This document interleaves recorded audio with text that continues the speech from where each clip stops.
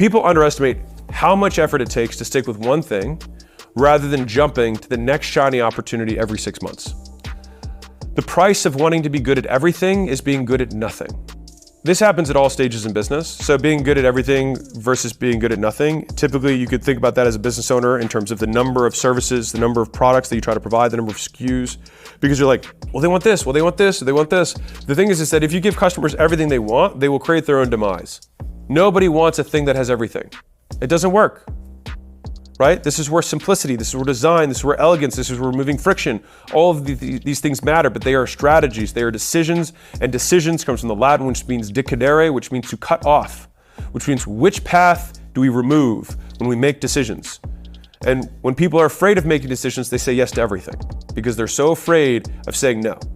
And so the effort that it takes to compound is the length of time you have to say no to everything else. It is the paths untaken, the opportunity that you believe in your mind imaginarily that you are missing out on is the price of getting good at any one thing. And most people can't succeed on whatever they're going for if you just give it 6 months, 100 days, at less than 6 months. But if you just did one thing for that period of time, you'd be amazed at what can happen. There's a company that is beating Y Combinator in terms of its returns. It's called HF0. They've tripled Y Combinator's returns. Let me tell you their operating model. So first off, of course, they've got a lot of founders that apply because they now have a reputation. But I think something in the neighborhood of, they promise the average company that had 70% of their companies get to 2 million in ARR within 12 weeks, which is pretty crazy, right? 70%, very high success rate. So how are they able to do this? This is what they've operationalized. They operationalized putting someone in a hole and not letting anything bother them. So this is a residence. People fly out, founders fly out, they go in these windowless rooms in the basement, and they take care of literally everything that the founder has, and they remove every distraction.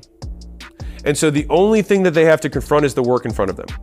And so what they have found is that the compounding effect of having full context of big, hard problems in your head, where you don't have to switch contexts because you have to take a call or do a meeting or someone says something mean to you online, where you actually can just wade through and swim through these complex problems, the compounding returns that comes from that time of uninterrupted flow, that is where huge amounts of value get created. And it is impossible to do that if every 6 months you change your mind.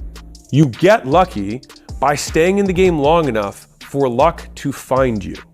You cannot beat someone who has already decided that they will do whatever it takes for as long as it takes.